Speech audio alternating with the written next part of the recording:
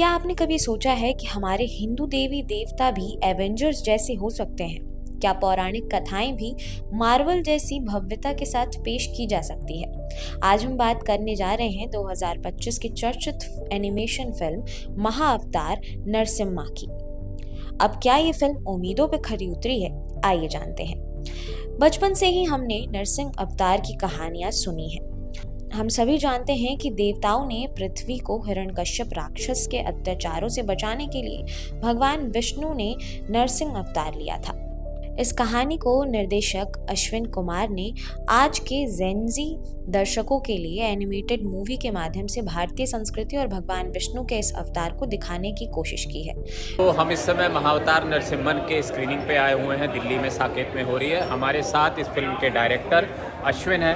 नमस्ते। अश्विन, नरसिंह भगवान की जय हो आपके माध्यम से। क्या फिल्म बनाई है आपने, बताइए थोड़ा। देखिए, वो तो दर्शक ही बताएंगे। हमने तो बस प्रयास करा है भगवान की लीला, भगवान का गुणगान करने का।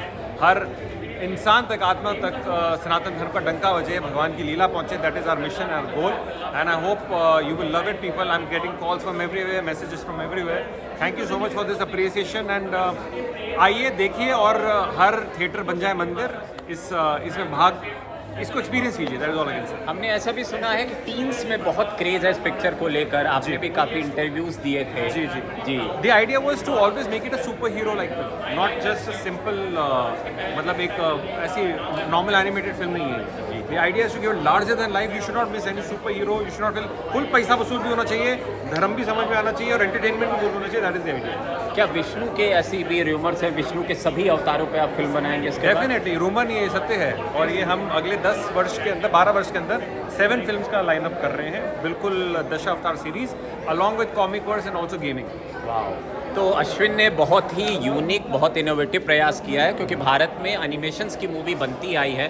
बहुत सारे कार्टून कैरेक्टर्स के कारण भी बहुत सारे एनिमेशन घर घर पहुँचे हैं, लेकिन ये एक अलग किस्म की मूवी है और भगवान नरसिम्हा पे डिवोटेड है। हिंदी भाषा में आई है और भाषाओं में भी अवेलेबल है। तो उम्मीद है आप सिनेमा हॉल तक आएंगे, इस फिल्म को देखेंगे, अपने बच्चों तक ले जाएंगे। तो thanks Ashwin, thanks for your time. Thank you so much for having me. Thank you.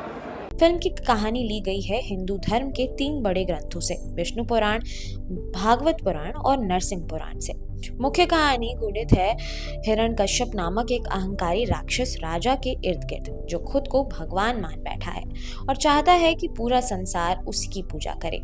लेकिन उसका बेटा प्रहलाद प्रभु विष्णु का परम भक्त है। राजा के अत्याचार और प्रहलाद की भक्ति के बीच जब अत्याचार अपनी सीमा पार करता है, तब होता है भगवान विष्णु का चौथा अवतार, नरसिंह अवतार। वो न तो मनुष्य है, न ही जानवर है, न दिन में आते हैं न रात में, न अंदर न बाहर।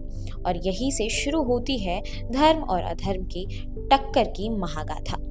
फिल्म का सबसे मजबूत पक्ष है इसकी कहानी और भावनात्मक गहराई।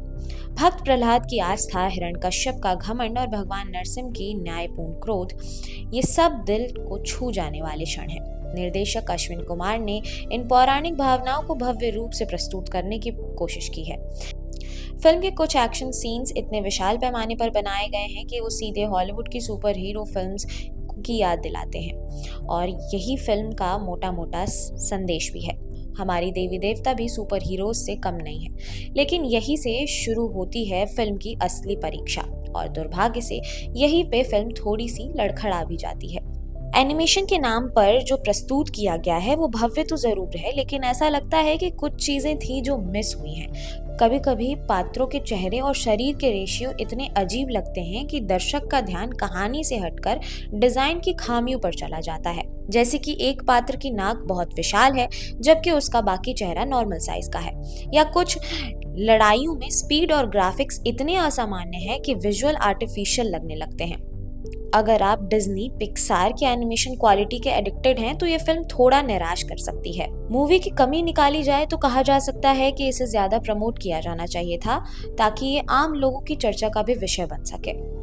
नरसिंह अवतार का क्रोध, हिरण्यकश्यप को फाड़ने वाला दृश्य और शरीर से बहता हुआ रक्त, ये सब बहुत रियलिस्टिक और डीप इम्पैक्ट वाले सीन्स हैं। अब सवाल आता है कि तो क्या महाअवतार नरसिंह देखनी चाहिए। अगर आप पौराणिक कथाओं को आधुनिक रूप से देखना चाहते हैं या अपने बच्चों को धर्म, आस्था और न्याय के बारे में बताना चाहते हैं तो ये फिल्म आप जरूर देख सकते हैं। भले ही आपने बचपन में इसकी कहानी जरूर सुनी या पढ़ी होगी, लेकिन भगवान नरसिंह को एनिमेटेड रूप में एक बार देखना तो बनता ही है। इसे पूरे परिवार और खासकर बच्चों को दिखाना जरूर चाहिए। फिल्म को देखकर ऐसा लगेगा कि साक्षात भगवान विष्णु के चौथे अवतार के दर्शन हो गए हैं। कुल मिलाकर film one time must watch कही जाएगी। तो आपका क्या सोचना है इस फिल्म के बारे में? देवी देवताओं को सुपर हीरो के रूप में दिखाना ठीक है? हमें कमेंट सेक्शन में जरूर बताइएगा।